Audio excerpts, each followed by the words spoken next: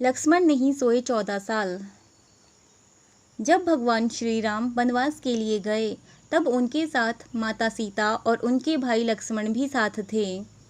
वनवास के दौरान लक्ष्मण ने अपने भाई श्री राम और माता सीता की 14 वर्षों तक निस्वार्थ सेवा की थी। रामायण के अनुसार जब प्रभु श्री राम और माता सीता अपनी झोपड़ी में आराम करते तब लक्ष्मण झोपड़ी के बाहर पहरा देते। लक्ष्मण ने अपनी नींद का त्याग कर दिया था और 14 वर्ष तक बिना सोए रहे। लक्ष्मण ने नींद की देवी से मांगा वरदान। पंडित इंद्रमणि घनश्याल बताते हैं कि लक्ष्मण शेषनाग और श्री राम जी विष्णु जी के अवतार थे।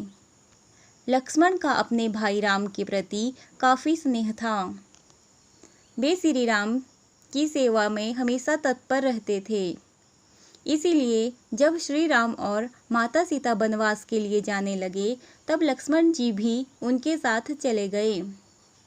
वनवास के समय लक्ष्मण हमेशा अपने भाई श्री राम और माता सीता की सेवा में लगे रहते थे।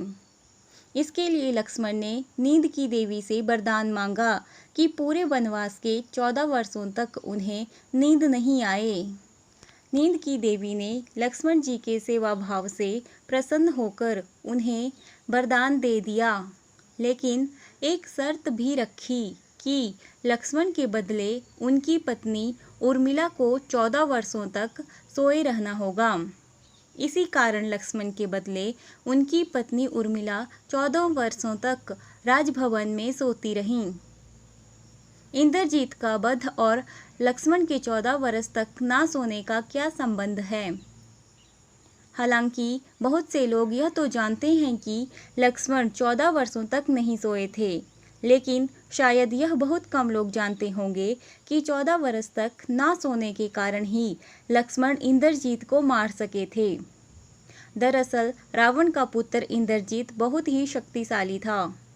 वह रावण और कुंभकर्ण से भी प्रचंड वीर था, जिसे हराना भगवान राम के हाथों में भी नहीं था, लेकिन उसे केवल लक्ष्मण ही हरा पाए थे।